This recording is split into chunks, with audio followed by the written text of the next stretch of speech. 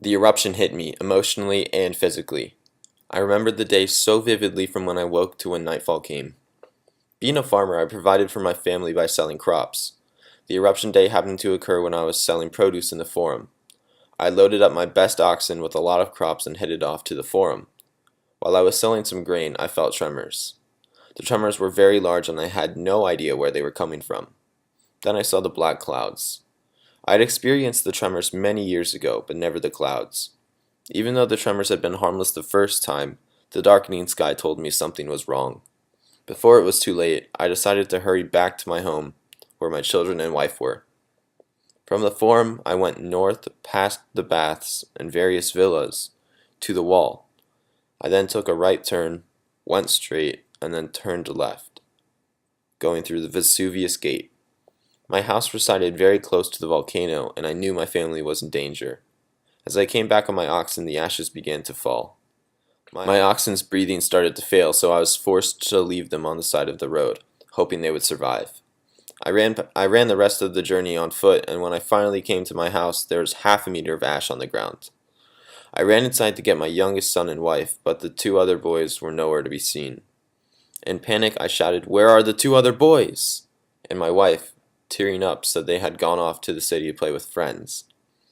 I realized this was a do-or-die situation, and I immediately departed from my residence with my wife and child. We ran back to Pompeii, cloth over face, while the ash continued to accumulate. When we reached Pompeii, the ash was very hard to walk through. Few people were to be seen as most had probably fled already. I told my wife to go to the port with our son, hoping I could find the other two. I looked through many abandoned houses, but the last one I entered had a few people in it, hunched up in a corner. They weren't people I knew, but I had to save them. I cleared out a way to the door and shouted at them to run out. While they were outside, I stayed in the house. 1 second too many. The ash piled too high on the roof, and while I made my way to the exit, the roof caved in on me, and the sharp wood and metal sliced my arm off.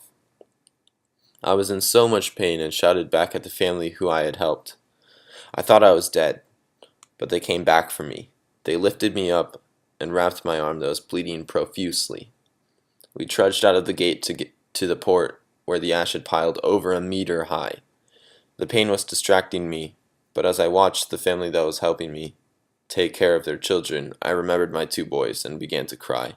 I couldn't stop. The emotions and shock kept hitting me. We reached the ocean and were probably the last people to leave Pompeii alive. Just as we reached the shore, a boat was departing with only a few people on it. We made our way through the water and climbed on. On the boat stood 7 adults and 10 children. Out of those people stood my wife and 3 boys. I could not believe it. I was so happy to see my family safe from the volcano. They were happy to see me, but were worried about my arm. The blood had made quite a mess on my toga, and my shoulder was still bleeding, heavily. They said that we had to make it to a doctor quickly.